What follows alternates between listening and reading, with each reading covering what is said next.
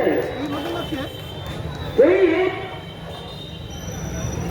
निजी कंपनी को सौंपने के लिए डाला है। और आप जानते भी हैं हर दिन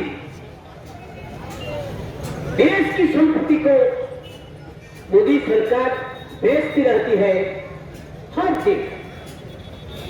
भाई क्यों? हिंसा ना मंजूर, के नाम पर हिंसा ना मंजूर। और वही बात तो इस महात्मा ने बताई थी। उसी अहिंसा के सत्य के आधार पर आजादी आंदोलन चला था और जीता था। शहीद आजम भगत सिंह ने भी लिख के रखा है कि हिंसा से कभी भी शोषण खत्म नहीं होगा। ये बात सुप्रीम कोर्ट के जज साहब ने, जस्टिस सिंघवी जी ने उनके फैसले में लिखकर अपने को किया है। आपको जिस आजादी में अशफाकुल्लाह ने भी जान दी, मंगल पांडे ने भी जान दी, चंद्रशेखर आजाद ने जान दी, कितने ने जान दी, हमारे बिरसा मुंडा कंटाबीर ने जान दी। तो क्या उन शहीदों के सपनों को हम भूल जाएंगे और केवल रिलायंस के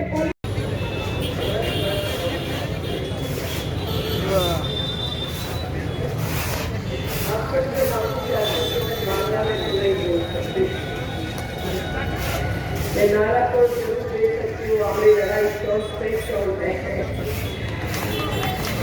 लेकिन आज इस मंच पर सभी आंदोलनकारी साथी उपस्थित है।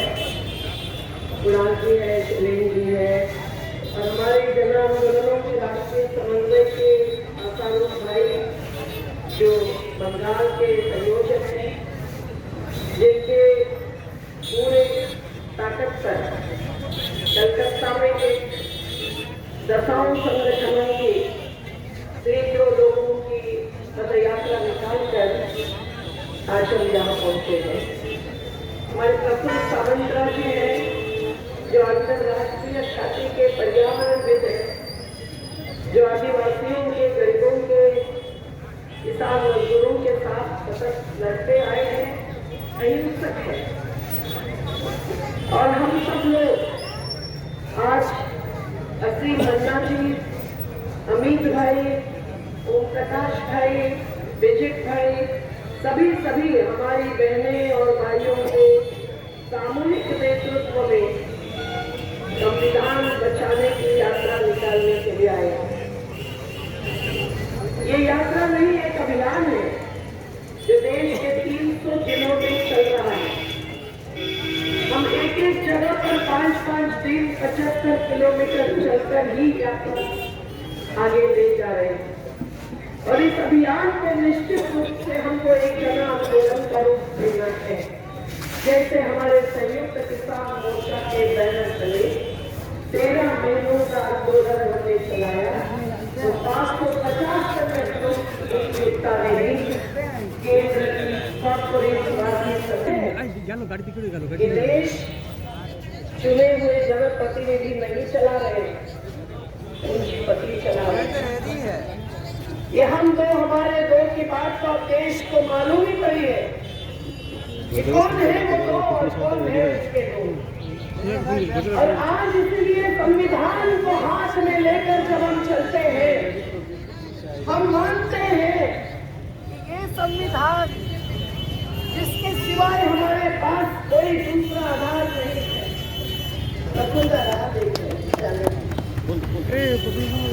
आज इस संविधान के उद्देशिका में पहले पन्ने पर जो लिखा हुआ है वो है समता और न्याय की बात।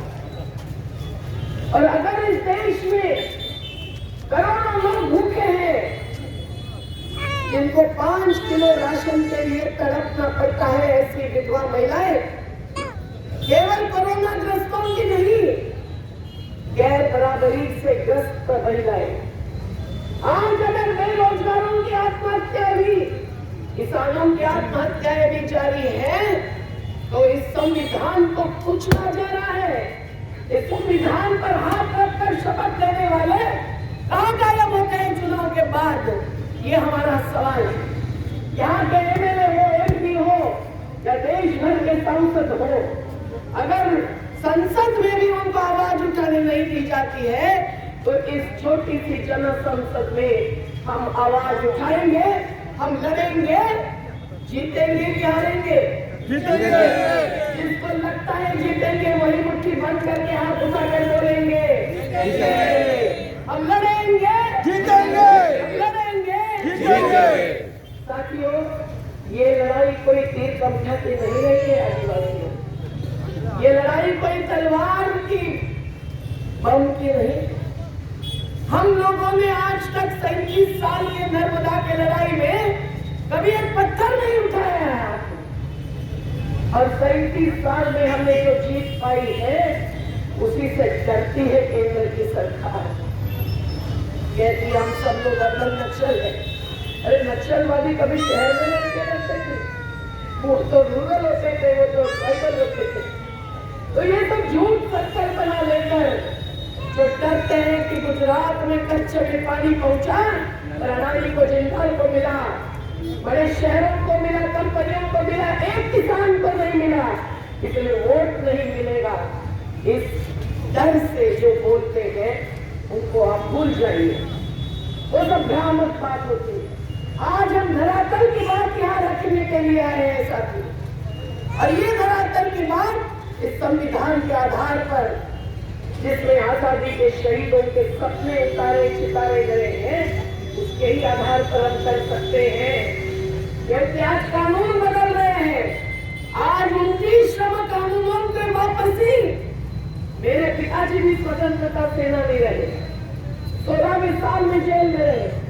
श्रम कानून लाने के लिए सतत आखिरी दम तक संघर्ष करते रहे और ऐसे 44 कानूनों में से 29 जो श्रमिकों को न्याय दिलाने के लिए बने हुए कानून है, वो अगर वापस करेंगे तो हम लेबर कोर्ट में भी खड़े नहीं हो पाएंगे, यूनियन नहीं बना पाएंगे।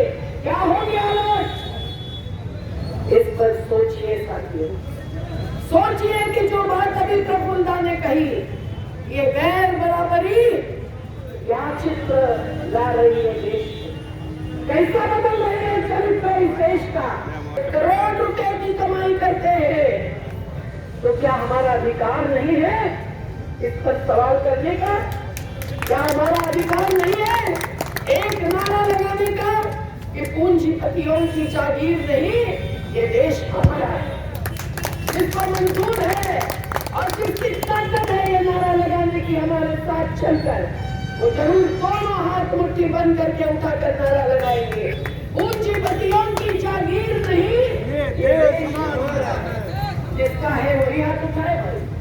जिसको लगता है कि चाय बेचने नहीं देश बेचने भी राजनेताओं को मंजूर है, वो हाथ बिल्कुल नहीं उठाओ। जिसकी हिम्मत है वही हाथ उठाओ। पूंजीपतियों की जागीर नहीं, ये देश हमारा है। पूंजीपतियों की जागीर नहीं, ये देश हमारा है। अडानी अंबानी की जागीर नहीं, ये देश हमारा है।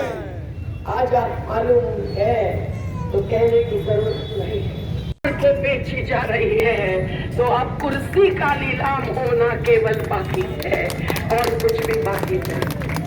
तो जल जंगल जमीन हमारे आदिवासियों की धन दौलत नहीं है, जीवन का आधार है। 1950 में जब यहाँ की आदिवासियों की जमीन ली गई होगी, तब कैसे ली गई होगी, कैसा संघर्ष चला होगा। आज हर जगह आदिवासी लड़ रहे हैं, चाहे नर्मदा में हो, चाहे और किसी भी नीलगिरी में हो। आज जहां भी उनके जमीन के नीचे खनिज है, देवोचा पाचामी में भी उनको सवाल करना पड़ता है। सरकार समूह जिनकी 8 सालों में 44 लाख करोड़ कर माफी हुई है, टैक्स खत्म गया है। 30% से 22% पर टैक्स लाते हैं और गांव की बैलगाड़ी पर टैक्स लगाते हैं। छोटे छोटे व्यापारियों को 18% टैक्स देना पड़ता है।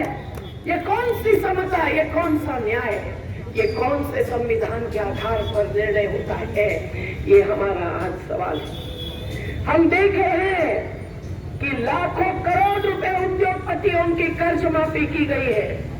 अपराधी उद्योगपति नीरव मोदी और विजय मल्ल्या जिनको जेल में होना था वो पंछी जैसे उड़कर दूर भाग गए, लेकिन उनकी 68,000 करोड़ की कर्ज माफी की और हमारा किसान 10,000 और 1,00,000 रुपए के कर्ज के कारण आत्महत्या करता है, खुद को फांसी पे फंदे पर चढ़ा देता है। अपनी बेटी के गहनों को गिरवी रखकर ही शादी कर सकता है। अपने बच्चों को सरकारी स्कूल के अलावा निजी स्कूलों में पढ़ा नहीं सकता है। आप सोचिए क्या होता है उन विधवाओं का।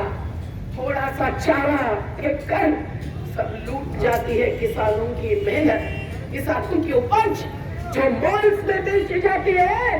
तो एक मकाई का भुट्टा 80 रुपया में बेचा जाता है। आप सोचिए, एक मुकेश अंबानी 60,000 जगह पर 11,000 दुकानें लगाते हैं किसानों की उपज बेचने के लिए। ये बात ध्यान में रखना। हर कोई प्राकृतिक संसाधन, आप पानी ले लीजिए, भूजल का पानी